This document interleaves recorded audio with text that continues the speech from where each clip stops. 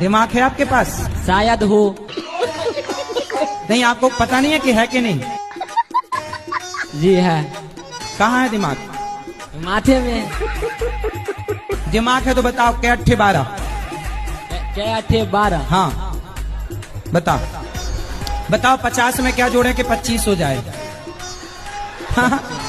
इसलिए पापा कहते नौकरी कर बेटा, दिमाग तो है ही नहीं।